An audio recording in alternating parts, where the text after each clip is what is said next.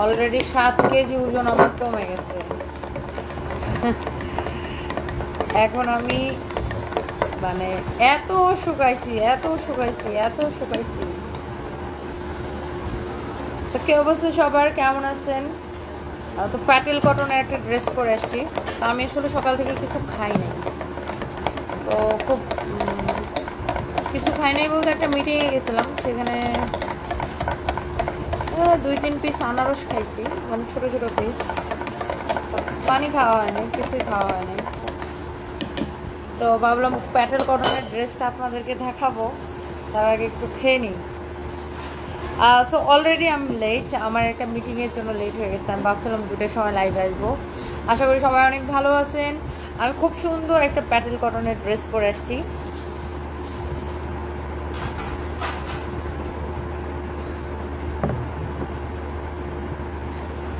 নওশাদ আলী লিখেছেন hi hello আপু। Muskan Angel high আপু, হ্যালো আপু। পরি মুক্তা কেমন আছেন? আমি ভালো আছি, আপনি কেমন আছেন? মারি আক্তার এই তনি আপু কেমন আছো? আমি ভালো আছি, আপনি কেমন আছেন? আব্দুর রৌফ ওয়ালাইকুম আসসালাম। শিখা বর্মন আপু কেমন আছো? আমি ভালো আছি, আপনি কেমন আছেন? মুস্কান এঞ্জেল আমি বিগ ফ্যান। আচ্ছা, থ্যাংক ইউ। মিম জান্নাত আপু হাই আপু। পরি মুক্তা আপু কেমন আছেন? হ্যালো আপু, ভালো আছেন। নওশাদ আলী ভালো আছেন, আপনি কেমন আছেন? ভালো আছেন, আপনি কেমন আছেন?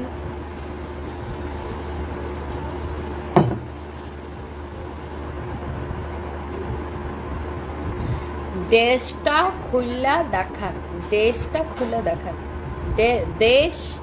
দেশ খুললে দেখান। দেশ কিভাবে খুলে দেখায়? অশিক্ষিত চন্ডাল কোথাকার, এগুলা জীবনে মানুষ হবে না।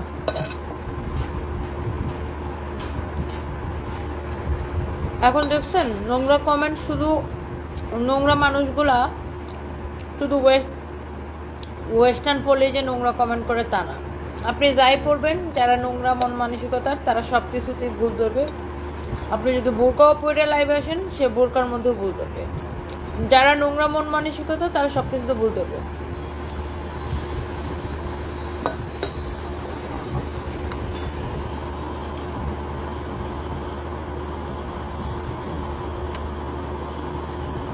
খাতুনে জান্নাত রাফি, আমি তোমার মতো হতে চাই, আমার থেকে অনেক বড় হন, দোয়া করি।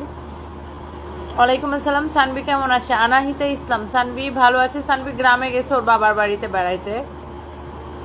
শিখা বর্মন আপু কতদিন পরে তোমাকে দেখলাম, অনেক মিস করছি আপু। আমি আপনাদেরকে অনেক মিস করেছি আপু। দাদা ভাই কেমন আছে? নওশাদ আলী ভালো আছে। তনি এতদিন কোথায় ছিলে তুমি? মারিয়া আক্তার আপু আমি একটু ব্রেকে ছিলাম। ইফরানা কাদের লিখেছে হ্যালো ডিয়ার। হ্যালো আপু। নাদিয়া ইসলাম আই লাভ ইউ আপু, লাভ ইউ টু আপু। হ্যাঁ রেহেনা খাতুন হাই হ্যালো আপু। শেখ বেদুরা খাতুন ওয়ালাইকুম আসসালাম আপু, কেমন আছেন? শুরুতে পড়লে পুলিশ প্লাজাতে একটু কম করে দিবেন। বুঝি নাই, প্রাইসটা কম করে দিবেন। হ্যাঁ প্রাইসটা তো আপু কমই থাকবে ইনশাল্লাহ। আমি লাইভে তো আপু গতকাল থেকে লাইভ করছি।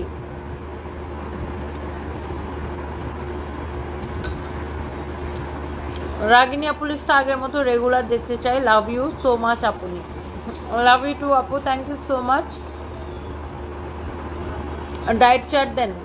আমি এখন কোনো ডায়েটেই ফলো করতেছি না, মানে ডায়েট চার্ট কি দিব? আমার কোনো খাওয়া দাওয়ার কোনো ঠিক ঠিকানা নেই। আমার এত প্যারেশানি গেছে, দেখা গেছে সারাদিন আমার একবারও কিছু খাওয়া হয় না, শুধু পানি খাওয়ার উপরে আছি। আজকে যেমন এই মাত্র একটু খেলাম, মানে এখন জাস্ট একটু মুখে দিলাম খাবার, জাস্ট না খেয়ে খেয়ে দিনগুলো পার করছি। মানে না হচ্ছে খাবারের হুঁশ, না ছিল ঘুমানোর হুঁশ, কোনো কিছুর হুঁশ ছিল না। তো এই আর কি, আমি মেন্টালি এতটাই ডিস্টার্ব ছিলাম আপু, ওই জন্য একটু মানে ডিস্টার্ব ছিলাম বলতে আনস্টেবল ছিলাম আমি, এই জন্য লাইভে আসি নাই। আনাহিতা ইসলাম আমিও আপনাদেরকে অনেক মিস করেছি আপু। ভাইয়া কেমন আছে? সানবি সারফরাজ কেমন আছে? স্পেশালি কেমন আছে? তুমি কেমন আছো? ওই ডাক্তার সানবি তার গ্রামে গেছে বাপের বাড়িতে, ভালো আছে। সারফরাজ ভালো আছে। ভাইয়া ভালো, ভাইয়ার একটু ঠান্ডা লাগছে। আর আমি তো জানেন আমি মানে এমনিতে শারীরিকভাবে ভালোই আছি, বাট অনেক যন্ত্রণার মানে প্যারেশানির মধ্যে দিয়ে যাচ্ছি আর কি।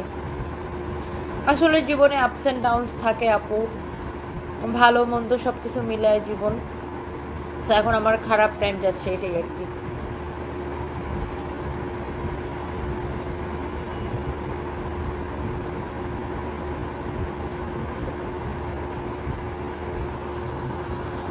আপনার পাও জুতা চাটতে চাই ম্যাম।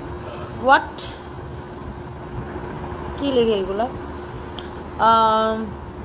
মাহমুদা বিনতে মকবুল, ওয়ালাইকুম আসসালাম, কেমন আছো? এখন সব প্রবলেম সলভ হয়েছে আপু? এখন তো আমি আসলে হাইকোর্টে রিট করেছি, সো এটা মহামান্য হাইকোর্টের অধীনে আছে। আমি সর্বোচ্চ উচ্চ আদালতে এটার জন্য গিয়েছি, সো ওখান থেকে এটা সলিউশন হবে ইনশাল্লাহ। মনে শান্তি না থাকলে যা হয় আর কি, ইনশাল্লাহ সব ঠিক হয়ে যাবে। হ্যাপি ইয়াসমিন আপু, thank you so much, thank you আপু। আপু এর মধ্যে চিটাগাং আসবো একবার, আপনার সাথে দেখা হবে ইনশাল্লাহ।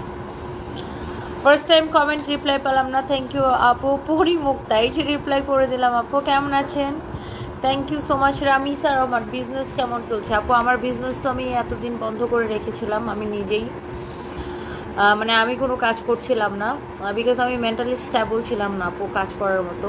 আমি এর মধ্যে থাইল্যান্ডও চলে গেছিলাম, আপনারা জানেন না, আমি বলি নেই সেটা, আমি কোনো ছবিও পোস্ট করি নাই।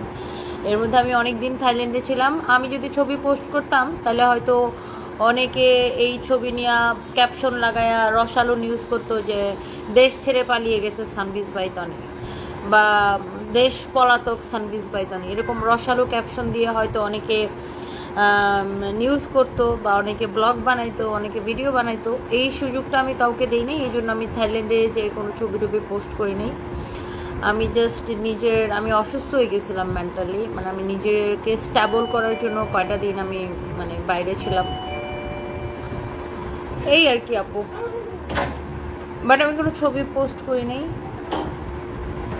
তারপর টিচার আসছে, যাও করতে যাও, করতে যাও।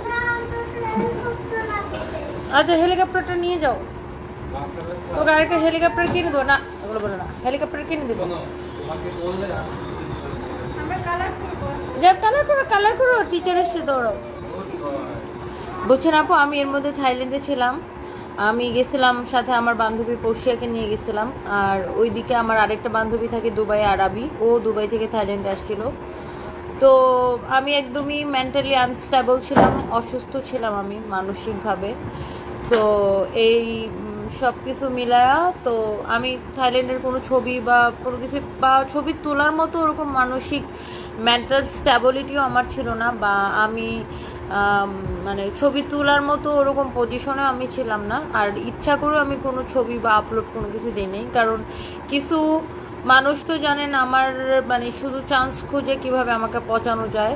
তো আমি যদি কোনো ছবি তুলে আপলোড দিতাম তখন তারা এটাকে ক্যাপশন লাগাইতো যে দেশ পলাতক সানভিজ বাইতনি, বা দেশ ছেড়ে পালিয়ে গেছে সানভিজ বাইতনি, এই ধরনের ক্যাপশন লাগাইতো।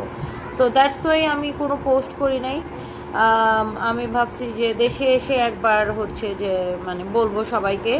সো আর আমি এই জন্য কোনো মানে লাইফ টাইপও করি না, আমি দেশে এসে আগে ফার্স্টে মানে আমি একটু স্টেবল হয়ে তারপরে দেশে আসছি। আমি এসে হাইকোর্টে রিট করছি, দেন হচ্ছে আমি মানে একটু জীবন আসলে কি বলবো, জীবন that's life, you know, ups and down সবই থাকবে। কাজ, আবার কাজে ব্যাক করছি, গতকাল থেকে কাজ করতেছি, গতকাল থেকে লাইভ করতেছি। আপু আমার নানা মারা গেছে, আল্লাহ ইন্নালিল্লাহ। ফ্যামিলি সবাই খুব ডিপ্রেসড হয়ে আছে, বিশেষ করে আমার আম্মুর এই বিষয়টা মানতেই পারতেছে না, যেহেতু আমার নানা আম্মুকে অনেক ভালোবাসে, তাদের সম্পর্কটা বাবা মেয়ের চেয়ে বন্ধুত্বের সম্পর্ক বেশি ছিল। ফ্যামিলির পুরো একদম এলোমেলো হয়ে আসছে। আমার আম্মু ঠিকমতো খাওয়া দাওয়া করে না, ভাই বোনের টেক কেয়ার করে না, আমি প্যারের মধ্যে আছি। সব কিছু মিলে আমাদের ফ্যামিলির জন্য দোয়া করবেন, বিশেষ করে আমার আম্মুর জন্য অনেক দোয়া রইল। সাফরিয়ানুর কি সাপু এবং বাবা হারানোর কি যন্ত্রণা, কি ব্যথা সেটা আমি বুঝি। আমার নিজেরও আমি বাবা হারিয়েছি, সো আমি সেটা বুঝি। আপু আল্লাহ আপনার মার অনেক ভালো করুক, আপনি অনেক ভালো থাকেন। বাংলাদেশের কোনো মানুষ নিজের পরিশ্রমের উপর উঠলে তাকে কিভাবে নিচে নামানো যায় তার জন্য উঠে পড়ে লাগে।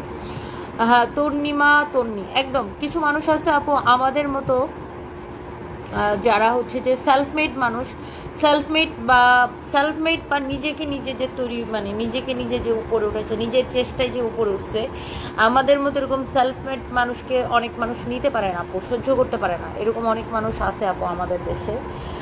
যারা আসলে চান্স পাইলেই মনে করেন যে মানে বাস দিতে চায় আর কি। আপু অনেকদিন পর প্রিয় মানুষটিকে দেখলাম, আলহামদুলিল্লাহ ইনশাল্লাহ। তৌহিদ সরকার, থ্যাংক ইউ সো মাচ। তোমার পা চাটবো, ছি কি কমেন্ট করে এগুলো ফালতু ফালতু। লিপস্টিকের কালারটা অনেক সুন্দর, আপনাকে সুন্দর লাগছে। নাসরিন ভুইয়া সাফা, তাই না? Thank you so much. যারা আফরিন লাইফে অনেক প্রবলেম আসবে তাই বলে কি সব কিছু ছেড়ে দিবেন? আপনি শক্ত হন, এগিয়ে যান, আমরা আপনার পাশে আছি। Thank you so much Jahra Afrin আপু, থ্যাংক ইউ। এবং আমি গতকালকে যখন লাইভে এসেছি আপনারা আমাকে এত সাপোর্ট করছেন, এত ভালো ভালো কমেন্ট দেখে আমি মানে আমার মনোবল এবং শক্তি সব কিছু অনেক বেড়ে গেছে। সো আম রিয়েলি ব্লেসড যে আমার পেজে যারা আছে, যারা আমার কাস্টমার, তারা আমাকে এত ভালোবাসে। এবং আপনারা এই যে ভালো কমেন্টগুলো করেন আমাকে অনুপ্রেরণা দেয়। এই যে আমি আবার কথা বলতে পারতেছি বা আবার আমি সোজা হয়ে দাঁড়াইতে পারছি, এটা কিন্তু আপনাদের ভালোবাসা আপু। এটা আসলে কোনোভাবেই মানে এটা আমি আসলে কোনোভাবেই এক্সপ্লেন করাটা সম্ভব না। শামিমা চুমকি, বাদ দাও আপু, এইগুলা নিয়ে কথা বলো না। নিজের আপন ভাইয়েরা শত্রু হয়ে যায়, কেউ ভালো করলে আগের মতো করে ফুল স্পিডে কাজ শুরু করো। শামিমা চুমকি, একদম আপু ঠিক বলছেন, নিজের ঘরে থেকে শত্রু বের হয় একদম। দিলারা জামান দিয়া, এমডি শামীম, এই লোকটাকে পাবনা নিয়ে যাওয়ার দরকার, একে ব্লক করে দেন তো নিয়ে আপু। আসলে ঠিক কথা বলছেন, এরা পাইতেছেন, এর আইডিটা পাইলে আমার মডারেটর মনে হয় ওরা ব্লক করে দিছে। তানহা ইসলাম, বাংলাদেশের মানুষ শুধু পারে অন্যকে নিয়ে সমালোচনা করতে, নিজে তো কিছু করতে পারে না। সেটাই, সমালোচনা না করে ওই সময়টা যদি নিজে কাজ করতো তাহলে আর অন্যকে নিয়ে সমালোচনা করা লাগতো না।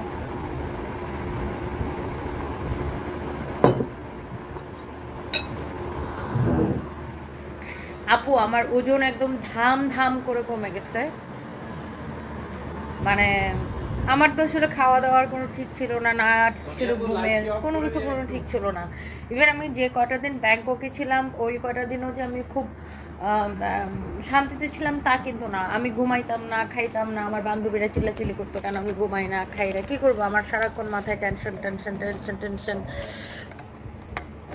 সো এইদিকে মনে করেন আমি কাজ, যেহেতু আমার বিজনেসটা আমার ফেস ভ্যালুর উপর ডিপেন্ড করে, এদিকে আমি কাজ না করাতে ব্যবসা তো স্বাভাবিকভাবে একটা বড় এফেক্ট না। আর আবার হচ্ছে যে আপনার এই মানসিক অশান্তি সব কিছু মিলে আমি একদম বিধ্বস্ত অবস্থা আমার।